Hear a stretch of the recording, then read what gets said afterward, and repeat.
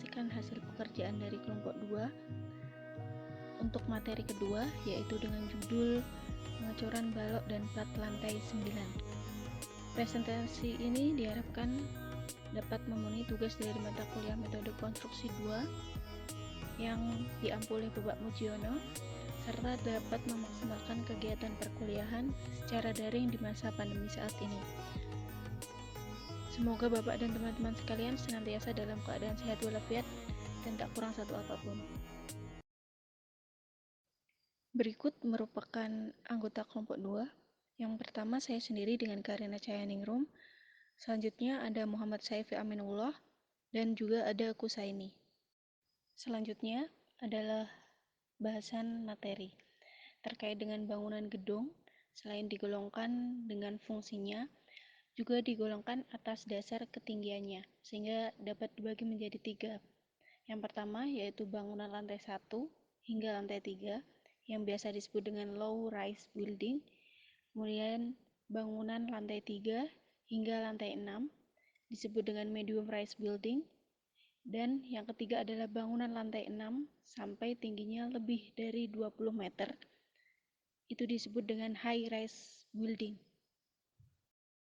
Selanjutnya, pada proses metode pelaksanaan konstruksi balok dan plat lantai 9, ini tentunya membutuhkan metode pekerjaan khusus, di mana bangunan gedung berlantai 9 ini termasuk ke dalam klasifikasi bangunan tinggi atau high rise building sesuai dengan klasifikasi yang sudah dijelaskan pada slide sebelumnya. Bangunan mempunyai struktur untuk memperkuat suatu bangunan. Salah satu struktur bangunan yaitu adalah balok dan plat lantai. Balok merupakan suatu komponen struktur bangunan yang sangat penting untuk menerima beban dari plat lantai diteruskan ke kolom dan ke pondasi. Jenis-jenis balok sesuai dengan fungsinya, seperti balok utama, balok anak untuk memperkecil luasan plat lantai, kemudian rimback dan sebagainya. Balok terdiri dari beton bertulang. Kemudian ada plat lantai. Plat lantai merupakan komponen struktur yang menyalurkan beban ke balok dan diteruskan ke kolom akibat beban yang bekerja di atasnya, seperti beban mati maupun beban hidup yang bekerja di atasnya. Plat ini terjepit semua sisinya, sehingga plat ini mempunyai gelenturan dalam dua arah yang disebut two-way slab. Plat ini juga terdiri dari beton bertulang. Plat ini juga bisa berfungsi untuk membedakan antara lantai per lantai atau memisahkan lantai per lantai. Kemudian alat-alat untuk pengecoran balok dan plat lantai. Ini ada meteran, tang, palu, vibrator untuk memadatkan pengecoran, water pipe, unting-unting, sipatan, dan truk ready mix. Selanjutnya ada tower crane, concrete pump, cangkul, dan pipa tremi. Terdapat 3 bahan untuk pengecoran plat lantai. Yang pertama ada beton ready mix, kedua air, selanjutnya ada semen sika. Metode pelaksanaan. Yang pertama, persiapan lapangan. Pemeriksaan tebal selimut beton. Beton decking juga harus dicek kembali apabila ada beton decking yang pecah maka diganti yang baru. Selanjutnya, pemeriksaan tulangan juga harus dilakukan termasuk mengecek jumlah, jarak penempatan, panjang lewatan, penyaluran, dan kaitan tulangan yang sudah dipasang sesuai dengan gambar kerja. Selanjutnya, memastikan area pengecoran sudah bersih dan tidak ada kotoran atau sampah bekas pekerjaan. Pada bagian metode pelaksanaan selanjutnya, yaitu yang kedua, adalah persiapan pengecoran. Bagian A, yaitu mempersiapkan penerangan untuk area pengecoran. Hal ini sangat penting dikarenakan sebagian besar pengecoran dilakukan pada sore hari hingga malam hari, karena berkaitan dengan tingkat panas matahari yang akan bisa mengurangi faktor air semen apabila pengecoran dilakukan ketika siang hari dan dalam keadaan panas. Penerangan ini sangat mempengaruhi proses kerja dari setiap pekerja, sehingga akan mempengaruhi juga kualitas beton yang dihasilkan. Bagian B adalah melakukan setting alat concrete pump beserta pipa tremi pada lokasi pengecoran. Dikarenakan alat concrete pump ini memiliki banyak komponen, sehingga waktu setting juga harus sangat diperhatikan, mulai start untuk melakukan setting hingga setting benar-benar selesai dan alat siap digunakan. Bagian C adalah menyiapkan vibrator untuk meratakan beton nantinya. Vibrator ini juga merupakan alat yang penting karena apabila keberadaan vibrator pada saat pengecoran tidak disiapkan, tentunya akan fatal, yaitu beton akan mengalami keropos ataupun retak-retak rambut. Selanjutnya, poin 2 persiapan pengecoran untuk bagian D, yaitu beton ready mix yang telah sampai di lokasi proyek akan dilakukan pengetesan selam terlebih dahulu. Kemudian akan dilakukan pembuatan benda uji sampel. Jika tes selam sesuai dengan yang direncanakan dan sampel tes telah dibuat, maka dapat dilakukan pengecoran. Proses pelaksanaan tes selam bisa dilihat pada gambar di sebelah kanan. Untuk pekerjaan balok dan plat lantai, selam yang biasanya digunakan yaitu nilainya adalah 10 plus minus 2. Selanjutnya pada bagian E, sebelum pengecoran, setiap pertemuan beton lama dengan beton baru diberi cairan perekat beton, biasa disebut dengan semen sika.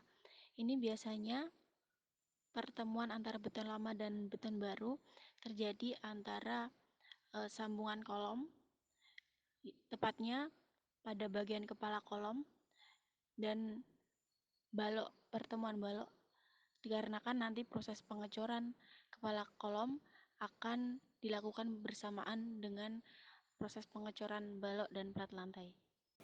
Untuk metode pelaksanaan selanjutnya yaitu nomor 3, pengecoran.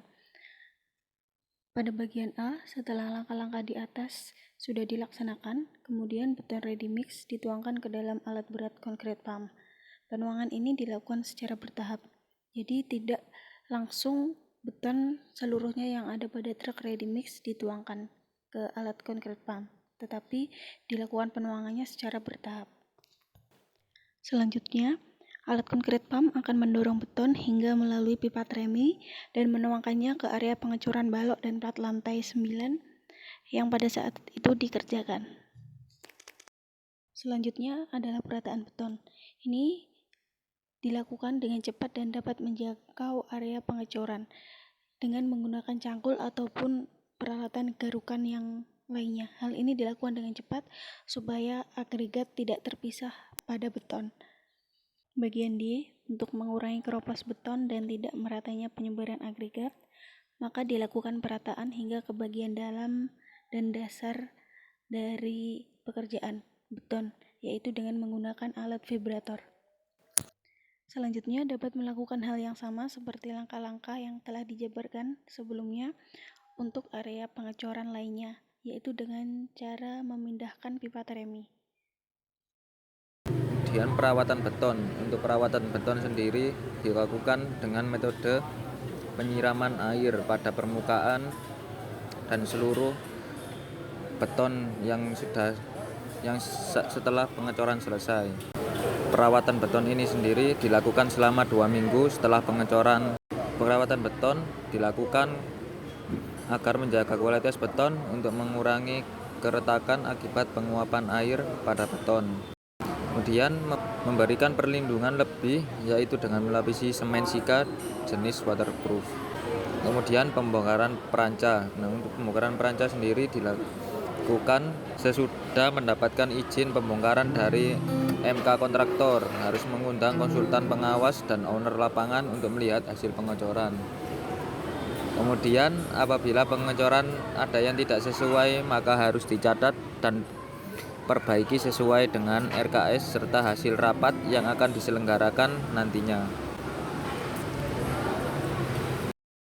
Kesimpulan kesimpulan dalam materi ini yaitu dalam bangunan mempunyai struktur untuk memperkuat suatu bangunan. Salah satu struktur bangunan yaitu balok dan plat.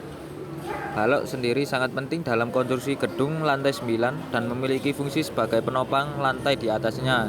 Dalam pelaksanaan pengecoran balok membutuhkan metode pekerjaan khusus, di mana bangunan gedung berlantai 9 ini merupakan bangunan tinggi atau high-rise building. Metode pelaksanaan dari kedua struktur bangunan balok dan plat lantai harus menggunakan metode yang tepat dan membutuhkan tenaga terampil dalam pengecoran balok dan plat lantai untuk memperoleh hasil yang maksimal, serta dapat menjadi struktur yang kuat. Hingga di penghujung presentasi, terima kasih kepada Bapak dan teman-teman sekalian atas waktu dan perhatian yang diberikan kepada kami selaku kelompok 2 hingga pada penghujung presentasi kami. Untuk slide berikutnya akan ada video proses metode pelaksanaan konstruksi pengecoran balok dan plat lantai 9. Kami mohon untuk teman-teman sekalian juga dapat menyaksikan videonya untuk lebih memperjelas dan memperdalam materi dari pengecoran balok dan plat lantai 9. Dari kelompok 2 cukup sekian presentasi dari kami. Apabila ada salah-salah kata, kami mohon maaf yang sebesar-besarnya. Wassalamualaikum warahmatullahi wabarakatuh.